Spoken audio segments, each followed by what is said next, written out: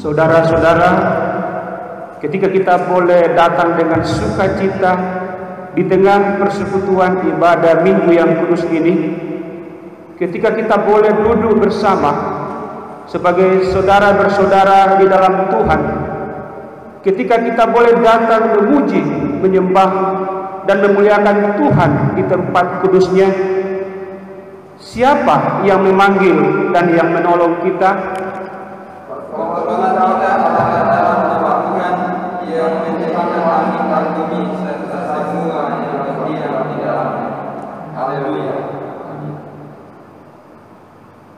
Kasih karunia dan damai sejahtera dari Allah Bapa kita dan dari Tuhan Yesus menyertai saudara sekalian. Jemaat dipersilahkan duduk kembali, dan marilah kita bersama-sama memuji Tuhan. NKB nomor 7 ayatnya yang pertama.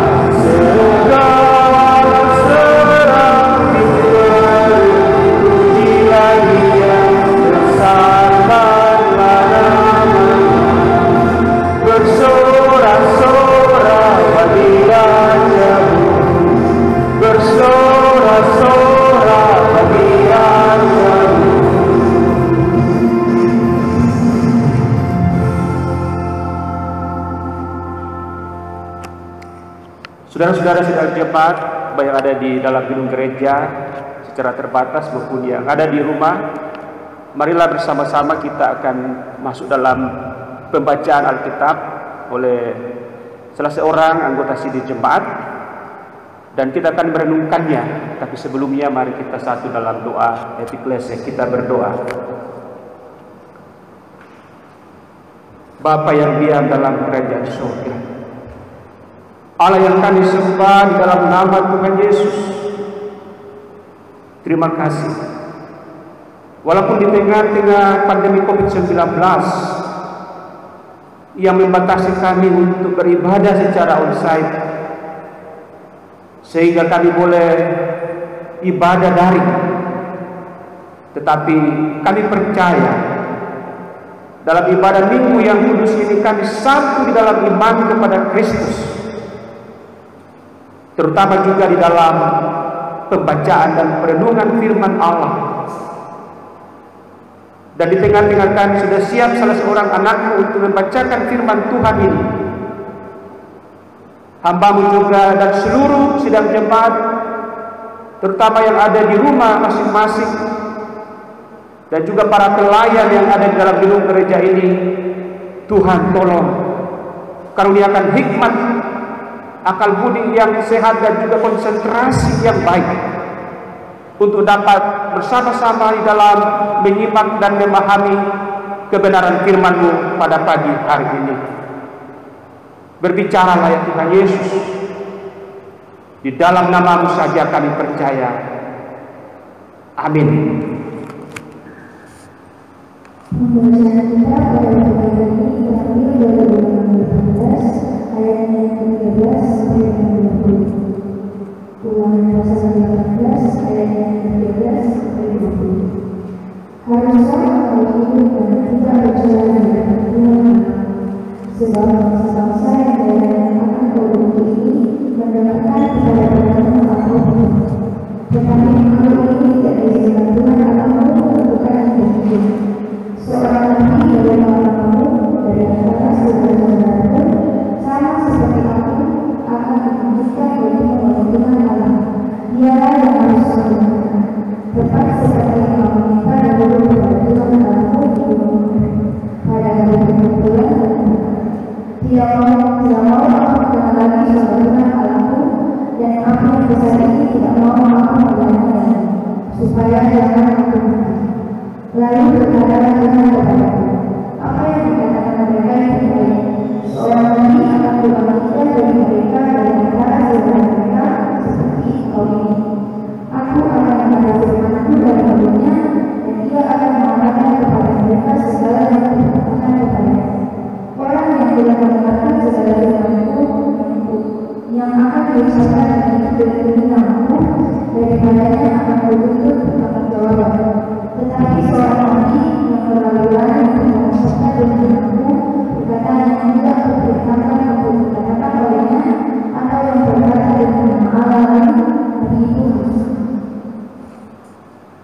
Demikianlah pembacaan firman Tuhan. Berbahagialah yang merenungkan Taurat Tuhan siang ataupun malam. Haleluya.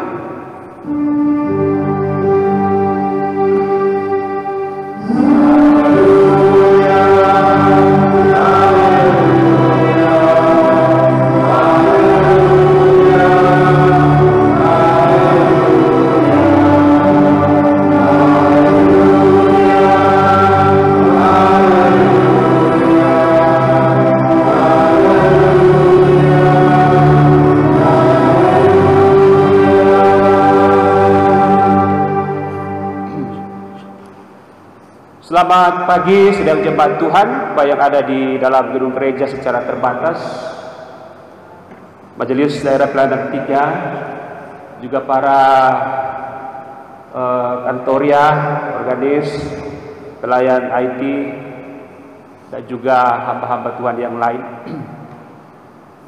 Pada pagi hari ini tentu kita sangat bersukacita karena kita lagi diberi kesempatan oleh Tuhan, baik secara daring maupun secara luring terbatas, untuk bersaksi, bersekutu dan melayani sesuai dengan keadaan kita pada saat sekarang ini.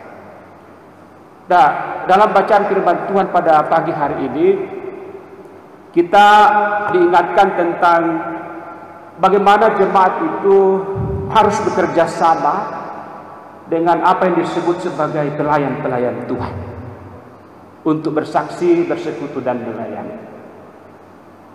Dalam konteks orang Israel, saudara-saudara yang dikasihi oleh Tuhan Yesus, kita mengenal yang namanya nabi. Ada nabi-nabi kecil, ada juga nabi-nabi besar. Tidak ada persoalan tentang kecilnya atau besarnya seorang nabi, itu hanya untuk mengatakan bahwa ada nabi yang secara besar jangkauannya memberitakan firman Tuhan, misalnya Nabi Yeremia, Nabi Yesaya, dan juga bisa diukur dari luasnya atau panjangnya nats dalam kitab Nabi, ya, sehingga dikatakan besar. Dan ada juga yang kecil seperti Yoel dan nabi-nabi yang lain, tetapi bukan berarti bahwa makna pemberitaan seorang nabi kecil dan nabi besar itu kecil, dalam arti bisa dibedakan dan dipandang enteng. Karena kadang-kadang juga kita melihat nabi kecil yang dalam Alkitab itu, Nabi Yoel misalnya, itu keras sekali pemberitaan firman-Nya, atau dia sangat memberitakan suara kenabian yang luar biasa, tidak kalah dengan Yesaya, Yeremia, dan nabi-nabi besar yang lain. Nah, saudara yang dikasihi oleh Tuhan Yesus, dalam pembacaan ini dimulai dengan apa yang terjadi di dalam kehidupan jemaat atau umat Israel pada waktu itu. Makanya saya sengaja membaca mulai dari ayat 13. Sebetulnya dalam kerangka khotbah seragam itu mulai dari ayat 15. Tetapi saya sengaja mulai dari ayat 13 karena di situ dikatakan bahwa Tuhan memperingatkan umatnya untuk tidak hidup di dalam yang namanya bercela. Nah, bercela di sini kemudian diterangkan ayat 14, yaitu bahwa pada waktu itu orang Israel menduduki daerah yang banyak peramal, banyak juga orang penenun. Sekira peramal di sini tidak usah kita jelaskan, ya, juga penenun sudah jelas sekali. Yang penting di sini adalah bahwa ketika umat Tuhan ini terpengaruh dengan ramalan dan penenunan orang-orang yang ada di sekitarnya, maka itu sudah ada dalam hidup yang bercela, keluar dari apa yang Tuhan inginkan, keluar dari apa yang Allah perintahkan dalam hukum-hukumnya. Sehingga firman Tuhan ini mengatakan kepada orang Israel pada waktu itu bahwa kamu tidak memerlukan peramal, kamu tidak menemukan penenun dan yang sejenis-jenis.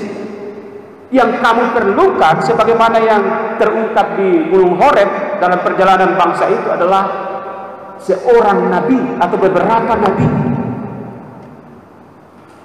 Karena kalau dibandingkan antara peramal dan nabi, kadangkala juga tidak terlalu mudah pada waktu itu ya. Karena peramal juga namanya peramal, dia meramal misalnya dengan menggunakan kartu, menggunakan intuisi, dan pada waktu zaman Israel itu menggunakan astrologi, benda-benda yang kemudian dipahami sedemikian rupa untuk bisa mengatakan bahwa oh ini bangsa Israel akan begini nantinya, pada masa yang akan datang akan begini, oh ini orang ini akan begini, dengan melihat kartu atau sesuai dengan intuisi dan juga astrologi atau benda-benda angkasa ataupun benda-benda lain di bumi ini ya. Dan ini juga mirip dengan apa yang menjadi tugas seorang nabi, yaitu bernubuat. Bernubuat bukan berdasarkan pada kartu, berdasarkan pada benda-benda ciptaan Tuhan, tetapi berdasarkan pada firman Tuhan.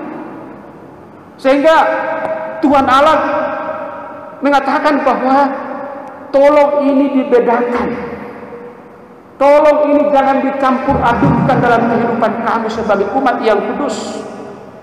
Dan oleh karena itu firman Tuhan ini mengatakan bahwa nabi adalah mereka yang harus kamu dengar, karena seorang nabi akan dibangkitkan dari antara saudara mereka, saudara orang Israel.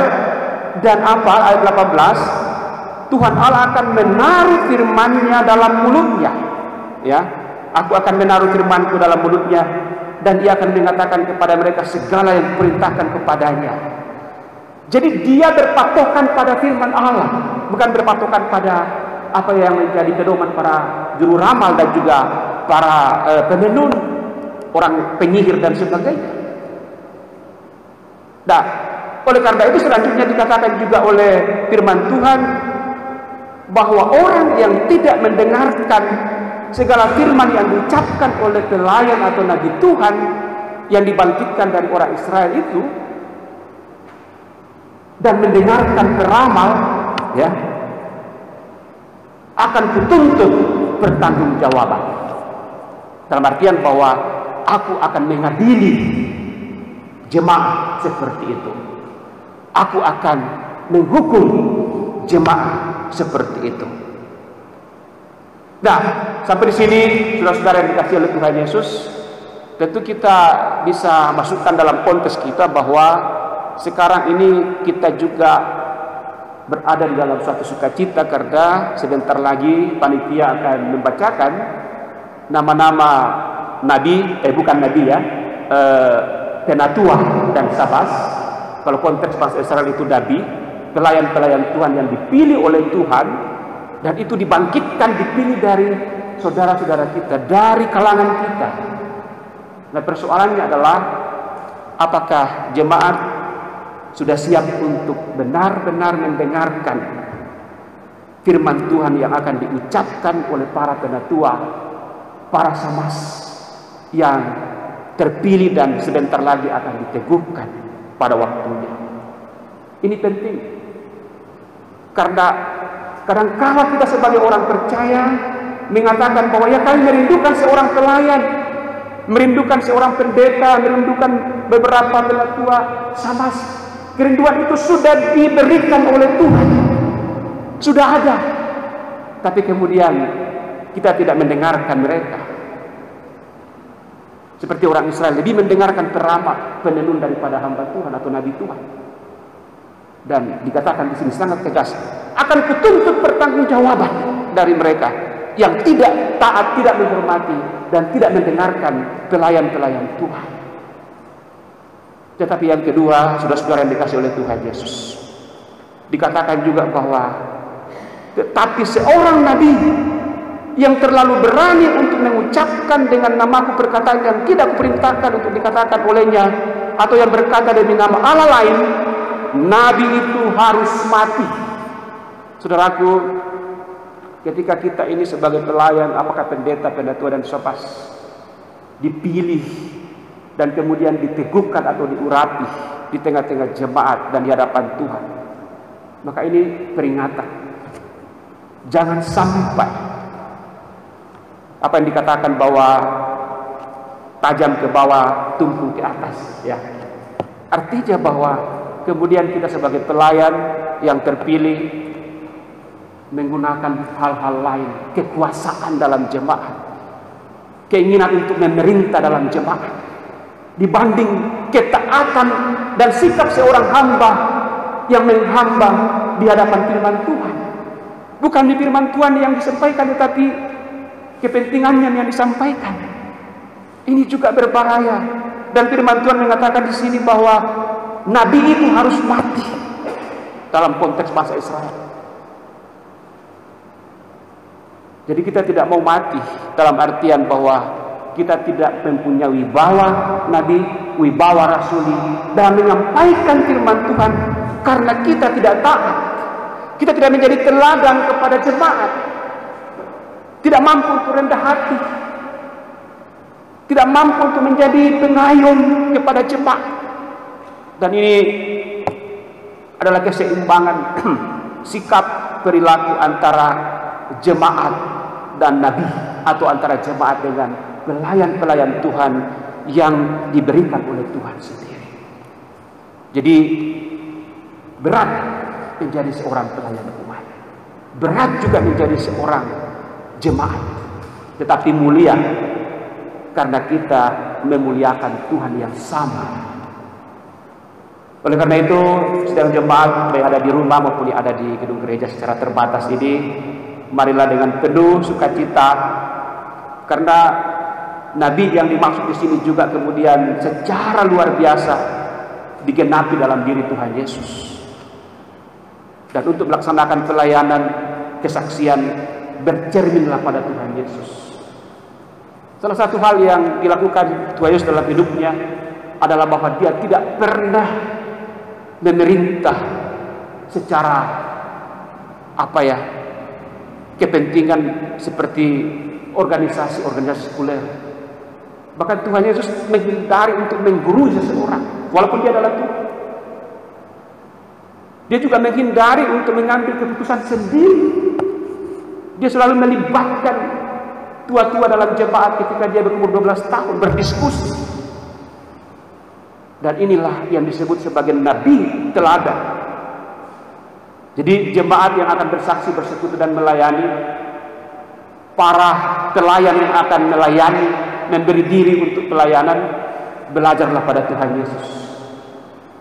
Karena kalau kita tidak belajar pada Tuhan Yesus, bisa saja peramal, penenun, dan juga berhala-berhala yang lain menjadi bos kita, menjadi panutan kita, dan kematian ataupun kehancuran pelayanan akan menemui kita.